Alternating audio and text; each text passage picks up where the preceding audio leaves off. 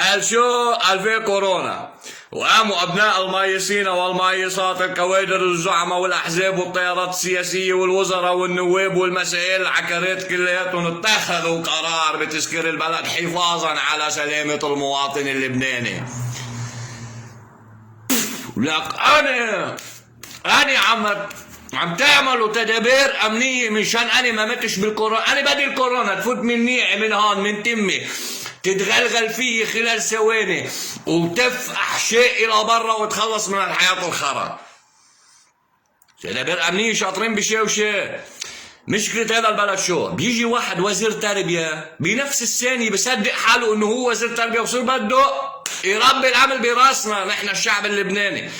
بيجي واحد وزير مالية بعد 3 دقايق بصير يصدق حاله انه هو وزير مالية وصير بده يحكيك بالهندسات المالية اخو المايص، عرفت كيف؟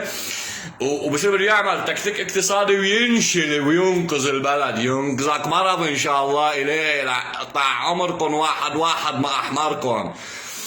بيجي واحد وزير داخلية انسى، انا بصير حياتي دغري قوات خاصة. يا زلمه شو هذا؟ قوة أمنية عم تشتي من السماء من غير كواكب عم ينزل علينا قوة أمنية. بيجي واحد رئيس حكومة بنفس اللحظة بيصدق إنه هو رئيس حكومة وقادر يعمل إنجازات ومقطع عمرك شو حمار.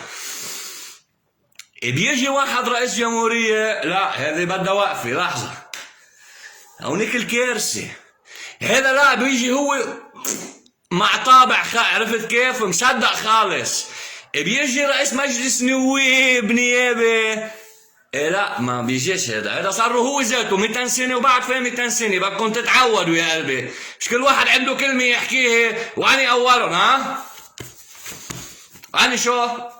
الحقني على الرانج لك، الحقني على الرانج. ماشي يلا يعني جاي أنا.